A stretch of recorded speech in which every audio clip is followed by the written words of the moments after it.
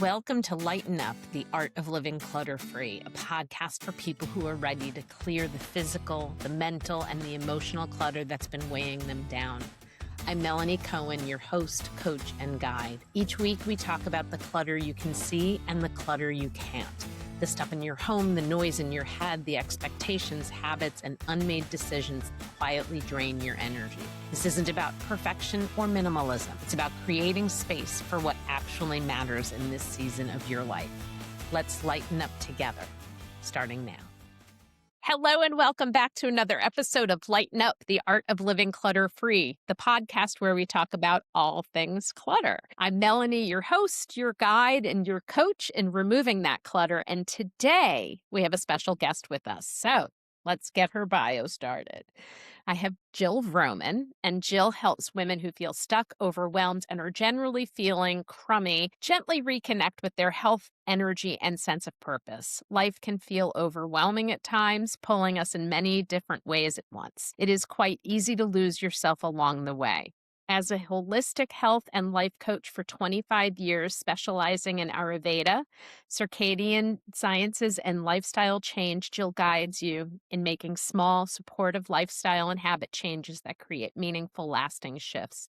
These aren't extreme overhauls or rigidity, but doable and compassionate steps that work with your body and your life as it is right now. Together, you will focus on building resilient health, steady emotional well-being, and a deeper sense of fulfillment so you can move through this season of life feeling calmer, healthier, and more like you want to feel. Jill, thank you for being here. Yeah, thank you. So, Jill, I am sure a lot of people listening heard my say Ayurveda and have absolutely no idea what that word is, what it means, or anything about it. So maybe you can start with telling us what that is, and then we'll talk about your relationship to it. Okay. So Ayurveda is the science of life, and it's actually the healthcare system of India that started 2,000 to 5,000 years ago. Yoga is the sister science of Ayurveda. And Ayurveda is a huge field that encompasses massages and herbs and all these different things. And I help people with lifestyle change, learning, it's called the Dinacharya, or the lifestyle of this healthcare system, which brings us into balance with our circadian sciences. And that really helps our health dramatically. Okay, so what does that mean in terms of working with someone? So my background is physical therapy and personal training. So a lot of clients find me for that physical reason first, because maybe they want to feel better in their bodies or get stronger. But what happens is, our bodies, as you know, like our lifestyle and clutter and all the things, life gets so busy. So I help people understand that their habits or what they're doing in their day affects their health dramatically. So what do you do when you wake up in the morning? Are you, hitting the alarm and drinking coffee and watching the news and just scrambling out the door? Or are you pausing and meditating? Or I tell everyone about tongue scraping. Tongue scraping is a great way to start the day with a metal or copper tongue scraper to turn on your digestion and clear out. We have all these orifices in our body and they're trying to be cleared out overnight. So if we tongue scrape, that will help get rid of toxins, or amla, it's called in Ayurveda, to get out of the body because we don't need to ingest them again. So learning about these lifestyle changes is what I help people do. And as you probably know, which people know, people know what is healthy, but they don't know how to incorporate those things into their life because our habits are already established. A lot of people live with other people, so you have a routine. So making these changes can be a little bit tricky. So we need to do it in a gentle fashion, or the body will say, no, thank you. I don't want to make any of these changes. Okay, I love this. That's very helpful. Thank you for sharing that. So, my only experience with Ayurveda, you and I talked in pre-interview about this for those who were listening. The story is my husband and I were driving across country. We started in New York, went to Maryland, to Virginia, and then through Tennessee and Oklahoma and Texas. I mean, we did the whole southern part. And at the time, I was a strict vegan. And I was convinced that I wasn't going to be able to keep up with that all the way across country, and I did. And we ate some really great food, went to great places, etc. But one of the meals that was the most grounding for me was when we went to an Ayurvedic restaurant in Albuquerque. It was delicious. Like immediately I felt energy. I slept better. My digestion felt better throughout the night and when I woke up in the morning, and that was just one meal, you know? Yeah. This Yeah. wasn't like working with a coach long term, which gave me, a lot of feelings about that being potentially, a smart move for me.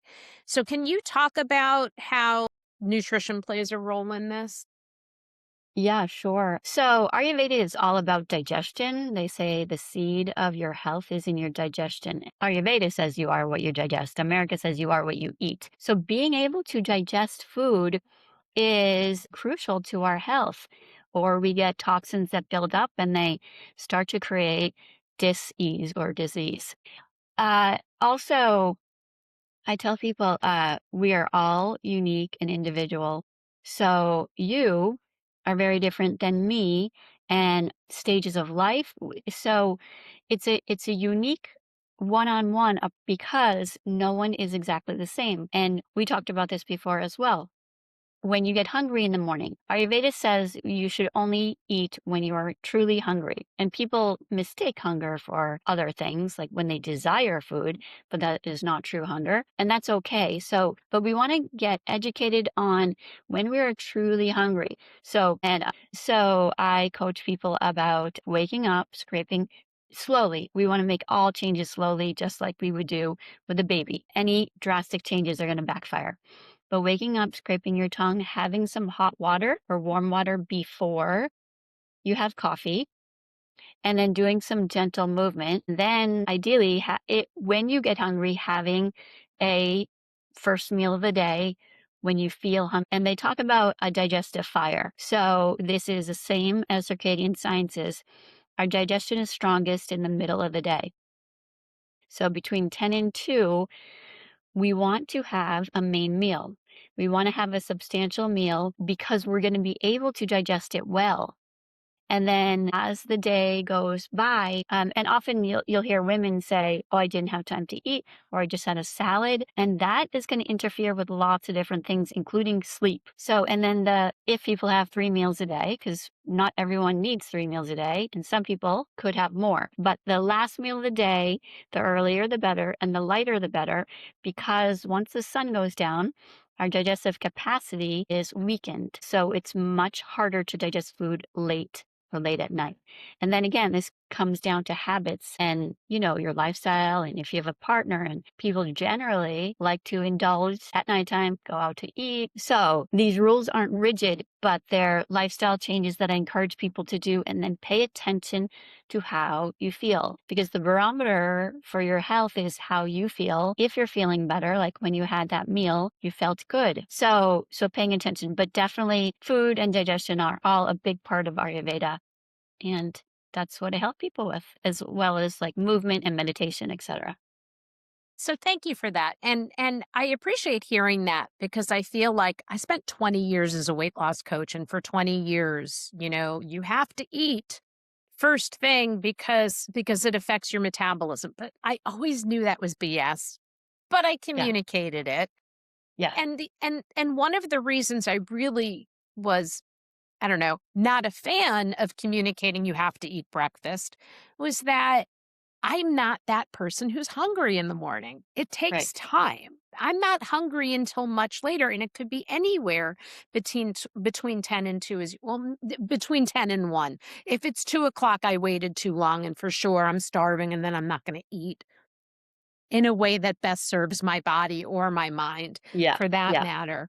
And so knowing that your schedule for eating is based on your body as opposed to doing it the way everybody else does can be so beneficial to making sustained change. And so I appreciate hearing that. What about then not just the timing for eating, but what you're eating? What kind of things are encouraged or maybe not encouraged in terms of working with a client and cleaning up the eating, let's say? Okay. So again, everyone's an individual. And so Ayurveda has they're called doshas or their constitutions. I don't know if you've heard of it or anyone else has heard of it, but so there's kapha, pitta, and vata, and they're constitutions of people. So kapha tends to be a heavier, thick set person, more sluggish, and these change. Pitta is more driven and more fiery, and I'm boiling these way down. And vata is creative, generally thinner. But what I want to share is most people get imbalances because life is very hectic. So people get imbalances. And so we want to calm that imbalance. And most people get vata imbalances. It's the most common imbalance. And a vata imbalance is when we sleep poorly, often have cold hands, cold feet, or feel cold, have dry skin and poor digestion. And their hunger is more erratic.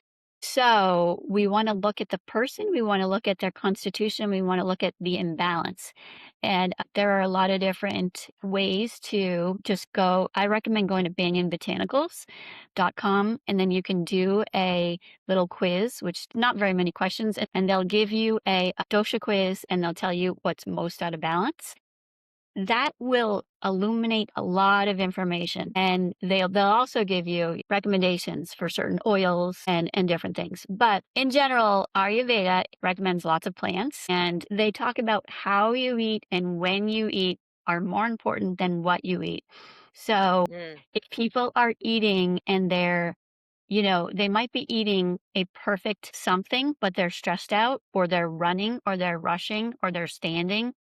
I know it sounds crazy, but we're supposed to, like, if you think about it, eating is a very spiritual, soulful experience, or it can be. And we really want to experience it, and so we want to be present when we're eating. So cooking food, vegetables, and fat. They do recommend ghee, which is a lot of people probably have heard about ghee now, but it really is great for our immune system. It's an animal product.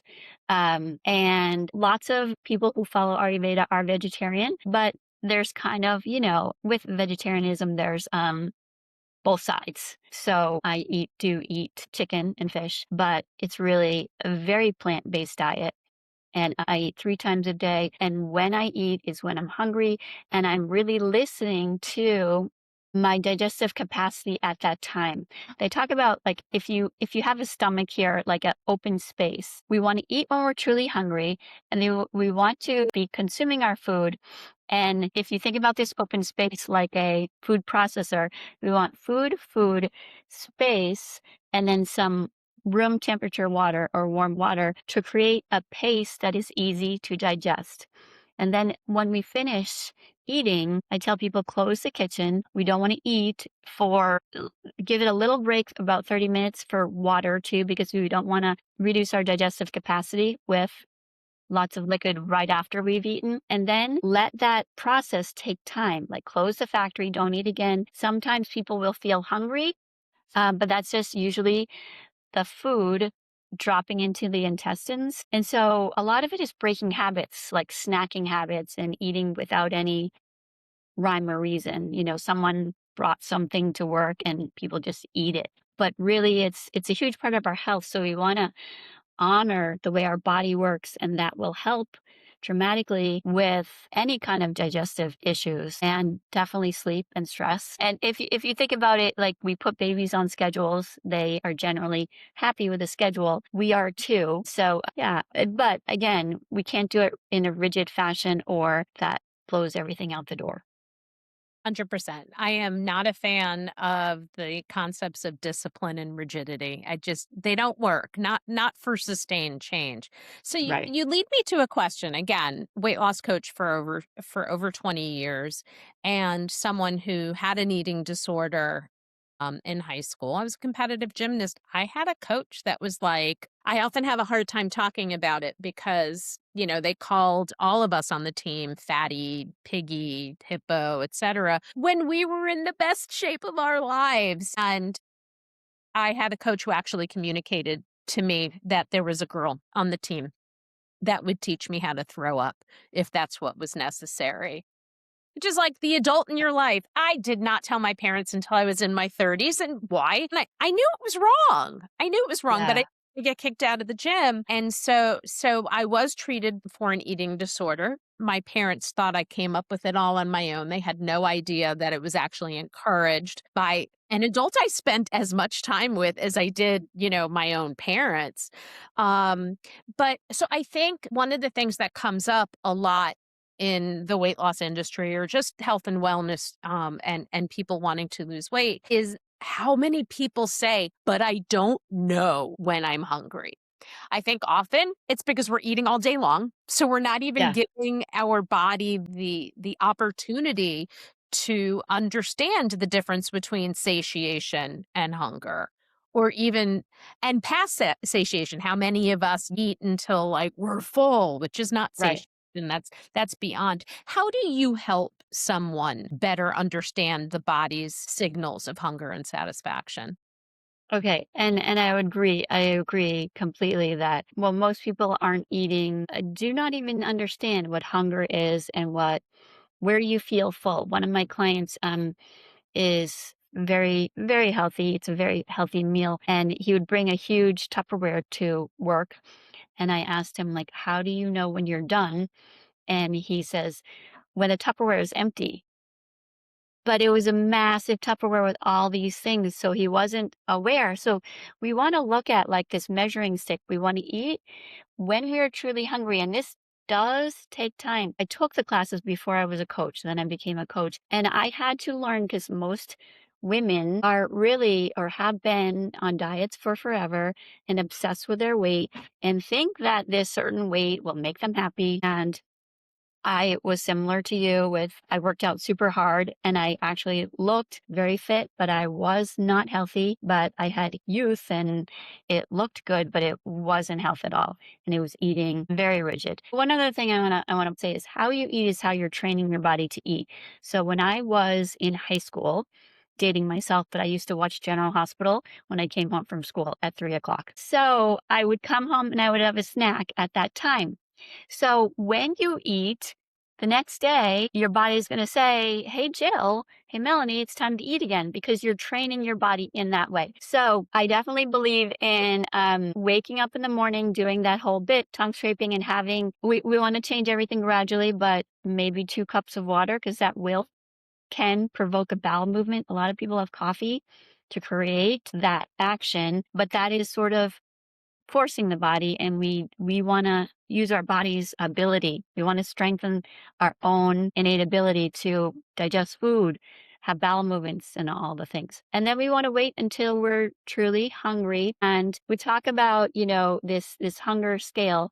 In the morning, in the Ayurveda, they talk about a digestive fire. So in the morning, we want to have a smaller meal that will satiate us, but not massive because with this digestive fire, if we put too much on the fire, it will take the fire out. So we want to sort of think about a smaller meal, but a satisfying meal that has some fat, it can have animal protein or plant-based protein. I think vegetables are great in the morning, but you don't have to. You could have, kind of oatmeal sort of thing. And then we wait and no, we basically have to go to school with ourselves and start to learn what hunger feels like. In Japan, they have a saying, harahachi bu, and that means it's like a little prayer that they say before they eat. And it's like, let me eat until I'm 80% full. I feel good and I'm not stuffed because the more we eat and we stuff ourselves, we're training ourselves to do that. So we want to learn, and the only way to learn how to do this is to eat with awareness and sit and pay attention to this hunger scale. And it takes time. So it's honestly taken, it probably, it can take a year or whatever, because, I know so many women have issues with, so many people in general have issues with food. So I have people start just paying attention. And typically when people get to that 80%, they have a burp. So they'll burp, and that is the cue. And it's like letting a little bit of air out. And that is typically when you're at that 80%. Now, you don't have to listen to that. If you're out and you're having something delicious, eat a little bit more. But you'll notice that if you do it this way, digestion will start to work much better. And I tell people, and I said this already once, but you paying attention to how you feel is the best cue. And then the body wants to do what feels good. If you think about with exercise and with animals, they do what feels good. They move, but they don't kill it on the treadmill, throw weights around. They do what feels good. And the body will reinforce that. And that helps with all the body systems. But learning, it's a big learning to eat till you're 80% full. It takes practice and it takes awareness. And it doesn't take willpower, but it takes learning and cultivating. So I think it's quite fun, actually. So you made me think of so many things, but one of them was that idea of 80%. So often in my years as a weight loss coach, encouraging people to eat on a smaller plate or eat in a smaller bowl, that if you don't know what satiation looks like at 80%, just at least give yourself less so that you're training the body. It seems so simple, but it's about doing it. And then the other part, you were talking about the burp. I can't think of how many times, like in my past or other people, like that burp is almost like, "Oh, now there's room for more," as opposed to that being a message to stop. But the other thing is that I had learned, again, decades ago in my previous career, the concept of the sigh, and that there's like a big sigh that comes up, and it's not from that like kind of like grunt, like someone pissed you off sigh. And it wasn't like, it doesn't come from the heart, like I'm in love sigh, that it comes at, like right, at the breastplate. And when that happens, it's the body's way of saying, okay, we're done. That's Yeah. it. We're out. And again, if that happens, well, first of all, you have to be eating slowly enough to Yes. recognize it. And we Yeah. all know everyone's eating too fast. And once we slow down and we notice that, a lot of people are like, "Oh, but wait, there is still food on my plate." The same reaction, to the burp, but wait, I didn't finish everything that's there. And if we do it more slowly, one, will hear the message, and two, it may not feel as bad to stop because you've enjoyed what you're eating. You've noticed the taste and the textures and the mixture of tastes and textures. Because if you're eating too fast, you don't notice those things. And then, of course, it's not satisfying from an emotional standpoint, not just satisfying from a physical standpoint. And I think that's as important. We should enjoy eating. We should love it. We should appreciate it. And if we're just like, shoveling it all in, that's not going to happen. So I appreciate you giving us another message, because if the sigh isn't happening or we don't notice it, we're probably more likely to notice a burp than we are to notice a sigh. So that's really helpful. One other tip about eating, when we eat, we want to definitely slow down and think about chewing our food. Chew the food, taste the food. Meditation is all about being present, and food is luxurious. We want to enjoy that. And so, yeah, there is no such diet thing. It's really enjoying and being present and luxuriating in your food. But chewing the food is great. And then when we get to that 80% ish, you will notice, and it's really interesting to think about. When I first started eating, this tasted really good. And when I get to that point where I am at that saturation point, it doesn't nearly taste as good because the body has all this wisdom and you don't need more. Your body doesn't want more. And I'm in favor of like treats. If people like treats, we just want to have them at the very end of the meal and then close the kitchen. But we don't want to limit things like that are delicious, but obviously, healthy food first, and then not feeling like you're on a diet. So I got into this industry because I had little kids and I was this personal trainer and everyone wanted to lose weight. And I was trained to coach people to eat the way, eat first thing in the morning, eat, lots of protein and more pushing, pushing, pushing. And all the women that I was working with were just fighting so hard to be a certain weight. And I was I'd say over exercising or exercising too hard. And I myself was like, if the scale says this, I'll be happy. And if the scale says this, I'm not happy. Um, and, I started to realize that it was absurd. And I started to have back all these different health issues because I was very stressed out and poor sleep and poor digestion. I found Ayurveda I started just looking into coaching courses for my career because I was kind of burnt out. My body hurt. And then I got certified in this Ayurvedic coaching program, and my health, I was doing it for my career. I didn't think I needed it for myself. And everything started improving dramatically. And my digestion started working and instead of taking all these supplements, I didn't need the supplements anymore. And it took time because it's very holistic, but it doesn't matter if your body works on its own. And my sleep improved. So I found it sort of for a career. But then when I realized the potency of it, I became so passionate about it. Love that. So you have two boys, right? Yes. And they were younger when you were doing all this. How did it affect how you fed them?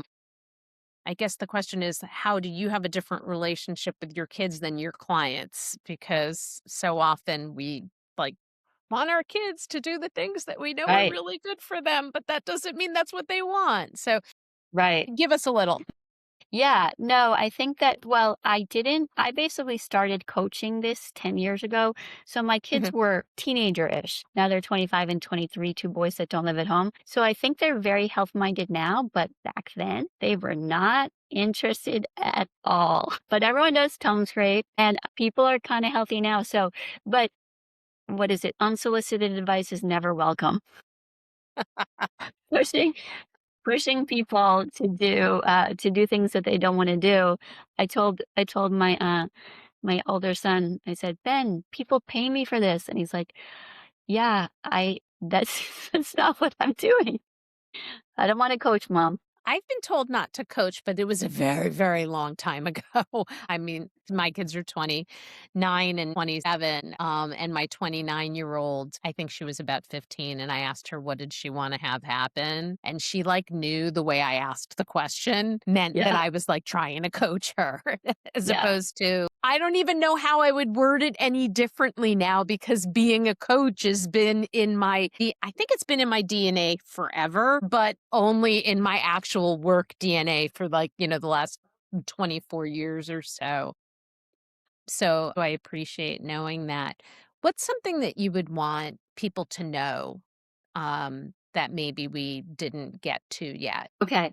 I think that I mentioned before earlier about vata imbalances and imbalances. Vata imbalance is the most common imbalance, and it leads to anxiety and it leads to poor sleep and poor digestion. And so often people say, I have anxiety or I'm a horrible sleeper. They're identifying as that. And really, we just want to look at this is an imbalance that you have right now and all imbalances. And also, there's all these different alternative ways to get yourself back into balance. So, I think it's just really good. And even me, and I have lots of coach friends, I can easily get out of balance because life is tricky.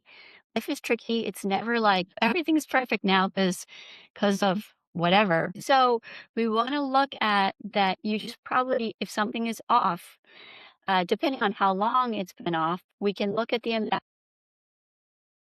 imbalance, which has the body feeling safe, and that will help everything. So I just wanted to mention about Vata and Kapha and Pitta imbalances. Kapha is more depression, and Pitta is more fiery digestion and anger issues. Mm, I love that. One of the things that we didn't talk about is the fact that both my mother and I have IBS. And for me, I know when it's under control, you know?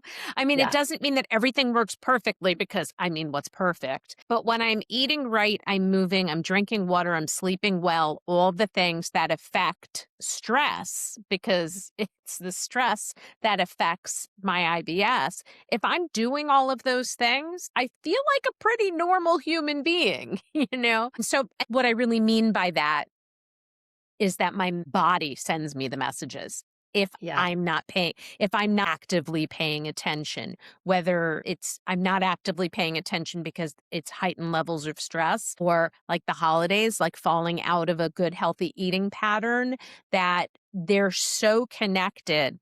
And I don't think enough people really try to understand the balance between the physical and the mental when it comes to nutrition at the very least. Okay, so if you're listening for the first time, my other listeners will tell you this is Melanie's podcast about clutter, and she likes to talk about clutter. And I think we've addressed a lot of the mental and physical clutter associated with nutrition and how we treat our bodies. But I like to challenge people who may have the form of clutter we're talking about under control, but there are so many other forms of clutter, whether they're, digital or calendar or 24-hour news cycle, the mental and the physical clutter. One of the things that we talked about was that you don't have a lot of clutter in your life. You don't have a lot of physical clutter in your life. And I think if I remember correctly, you said, because I know how it makes me feel. Is that right? Yeah. Am I Yeah. okay? So if you don't have the physical clutter, what's Jill's clutter? Okay. Well, there's 3 men in my life who I live with sometimes. And so I don't like clutter, but we have accumulated a lot of stuff because I've lived where I live for 26 years. So I will say I have plenty of stuff in my basement that I don't want there. And I know how it makes me feel. I don't like it. But that being said, I really do love how it feels when things are where they belong. It's space, and that makes my body feel calm. But I would say that I coach people and I like to take notes. And so I always I have too many papers, too much paperwork everywhere. But I really do like to take notes because it helps me remember, and it also just a way of learning. So that is, I think, my biggest form of clutter. And then organizing around it because, what do I keep? What do I toss? And all that kind of stuff. Sure, sure. I find great clarity in taking notes. I've tried to move to utilizing, most of my meetings are on Zoom, and Zoom will summarize what happened, trying to lean into that so I have less paper clutter, but but it's steps. I hear you on that one. But I do want to say one thing about the men in your life. We're not going to take them down right now. But what I can say is in all of the research shows that women are much more like, I don't remember the number, but it's like 70% or something, more likely to experience stress and anxiety from clutter. And so, yeah, okay. But that means that we need to get the men in our lives to understand it may not be stressful to you, but it is stressful to me. How can you help me? You know? Right. Yeah. Because we can't just automatically get angry that they're leaving things hanging around if they don't even notice that those Right. things are cluttered around. And so it's good for us to recognize that, but to get them to understand, this isn't me being angry at you. This isn't you frustrating. Well, it is you frustrating me at the end of the day. But if you can just recognize, even if you can't understand how it makes me feel, know that that is what happens, that is how it makes me feel. I'm not coaching you on how to talk to your family. I want everybody to hear that. For every woman who's listening and being like, I'd have no clutter if I had no husband, or I'd have no clutter if I had no kids, that may be true, but most of us want to keep them around a little bit. Jill, I so appreciate you being here today and sharing your genius with the world. We're going to have all of your information in the show notes. Anything that you would like to add? This was so much fun, and I really loved it. And one really quick thing, Yeah. space in Ayurveda, it's talked about as like we need space. And in our breath, there is space. There's an inhale and then there's an exhale. And we need that for health, digestion. We want the process of working on digestion, and then we need space for the things to happen. So it's relevant in Ayurveda and it's relevant in all aspects of our lives. So I think that overlap is very cool. I appreciate that. I think someone that I've worked with in the past talks a lot about how if you're not feeling abundant, you're always abundant in air. And I Yeah. think, when we're feeling like there's something wrong with the bank account or there's something wrong with other things, just to remember, like at its most basic, we're abundant in air. And I like that. You have helped us see how that air and space play a role because I'm a huge fan of both. Jill, thanks again. Yeah, you're welcome. This was so much fun. Thank you for having me. Yay!